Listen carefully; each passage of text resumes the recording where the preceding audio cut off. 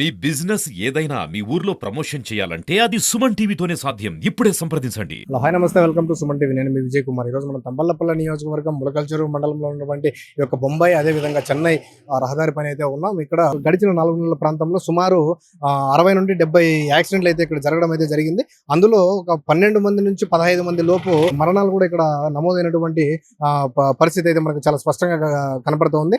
గడిచిన 4 రోజుల క్రితం అంటే ఒక ఆదివారం నాడు జరిగినటువంటి ఘోర రోడ్డు ప్రమాదంలో ఒక ద్విచక్ర వాహనంపై వెళ్తున్నటువంటి 4 కుటుంబీకులు ఒక ఐచర్ వాహనాన్ని ఢీకొని అత్యంత ఘోరమైనటువంటి పరిస్థితిలో పూర్తిగా తన కుటుంబం అంతా కూడా ఆ కాలగర్భంలో కలిసిపోయిందని చెప్పేసి కూడా మనం చాలా స్పష్టంగా తెలుసుకోవచ్చు. మరిన్ని విషయాలు సంబంధిత అధికారులను అడిగి మనం తెలుసుకునేటువంటి ప్రయత్నం అయితే చేద్దాం. అదేవిధంగా ఇటీవల చనిపోయినటువంటి ఒక సోమశేఖర కుటుంబ సభ్యులు కూడా మనతో పాటు ఉన్నారు. వారిని అడిగి కూడా మనం మరిన్ని విషయాలు తెలుసుకునేటువంటి ప్రయత్నం అయితే చేద్దాం. చెప్పండి, వారు మీకు ఏమవుతుంది? సార్ బామర్ది కావాలి సార్. మా అక్క కొడుకు సార్. మా అక్క కొడుకు సార్. కొలుపు లేక వాళ్ళిద్దరు సార్ బిడ్డలో.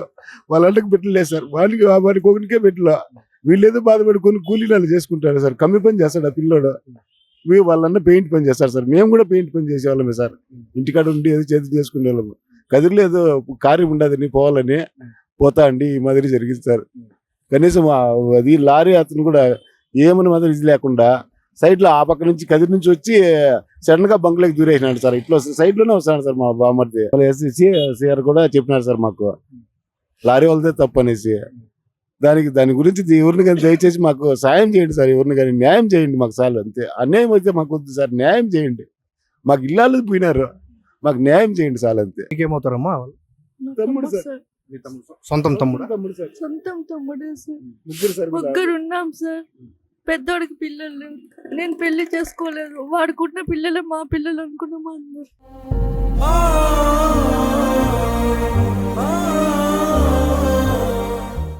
అందరూ వాళ్ళ అమ్మ ఉండదు సార్. వాళ్ళ అమ్మ ఓడాడతాను సార్. వాళ్ళమ్మ ఇప్పుడు ఇంటికాడ నడచలేదు సార్. అయిపోయి ఏడ్చి అన్నం లేక నీళ్ళు లేక నానా అవసరం పడతాను సార్.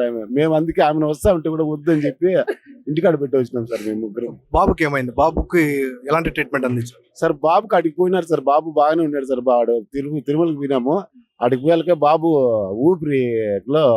ఊపిరితిత్తులకి ఏదో దిగిపోయిందని, ఎమ్మక దిగిపోయిందని ఆడ ఊపిరి ఆడకుండా అయిపోయింది సార్. ఆడికి జాయిన్ చేసినాము. జాయిన్ చేసిన తర్వాత అట్లా అయిపోయింది సార్. బెడ్కు వాళ్ళు పట్టుకొని ట్రీట్మెంట్ చేస్తున్నారు కదా. ఎక్కడెక్కడ అని వాళ్ళు పెడతా ఉంటే వాడు గట్టిగా అడిచినాడు సార్ తాత అని. అంతే. మళ్ళీ వయసే లేదు సార్ వంది. మళ్ళీ అడిగితే మళ్ళీ స్కానింగ్ చేసి వాళ్ళు ఇట్లా మారి ఊపిరితిత్తులకి ఎమ్మకు ఇరిగి వాళ్ళకి లోపలికి వెళ్ళిపోయింది, దూరిపోయింది. వాడు గట్టిగా ప్రెస్ చేసేళ్ళకు. కాబట్టి మేమేం చేయలేము. ఆయన చనిపోయినాడు. ములకల్చెరులో డాక్టర్లు కనీసం ట్రీట్మెంట్ లేదు సార్. మదనపల్లిలో కూడా కనీసం వసతులు కూడా లేకుండా ఇది చేసినారు సార్ మాకు. మా బిడ్డ బతికింది సార్. చిన్న బిడ్డ బతికిండు. వానికి ఆపరేషన్ బ్లడ్ కానీ ఎక్కించింటే మొత్తం బ్లడ్ అంతా వెళ్ళిపోయింది సార్. భుజానికి మాత్రం ఊరికే పేపర్లు వేసి కప్పెట్టి పంపించినారు సార్. బిడ్డ నుంచి ఆడికి పోతే వాళ్ళు పెద్ద డాక్టర్లు అడిచినారు సార్. కనీసం బిడ్డలకు డ్రాప్ కూడా రక్తం లేకుండా వాళ్ళు ఎట్లా పంపిస్తారు? వాళ్ళు ఎట్లా ట్రీట్మెంట్ చేసినారు? మీకు ఎట్లా పంపిస్తారు ఆక్సిజన్ ఇచ్చి అని మమ్మల్ని అరిచినారు సార్. ఆ డాక్టర్లు కూడా అరిచినారు. బ్లడ్ ఉంటే మీ అబ్బాయి బతికేవాడు సార్. బ్లడ్ కంపల్సరీ ఉంటే బతికేవాడు సార్. ఇప్పుడు ఆ అమ్మాయికి బ్లడ్ వేసి ఇన్ని రోజులు బతికింది సార్. ఆ అమ్మాయి బ్లడ్ వేసుకొని అంబులెన్స్లో పిలుచుకోపోతే కనీసం వీనికి ఏం లేదు, ఆక్సిజన్ పెట్టుకొని పోయినా సార్. అంతే సార్.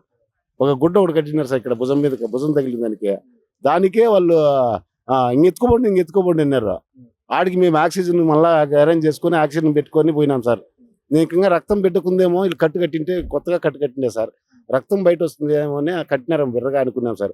ఆడికి చూస్తే వాళ్ళు డాక్టర్లే ఆశ్చర్యపోతారు సార్. కనీసం బ్లడ్ కనీసం క్లాత్ కూడా ఇంత రవ్వ కూడా లేదు సార్. దానికి క్లాత్ కూడా కావాలంటే ఫోటోలు కూడా తీసినా సార్. నేను ఆ ఫోటో కావాలంటే మీకు పెడతా సార్ నేను.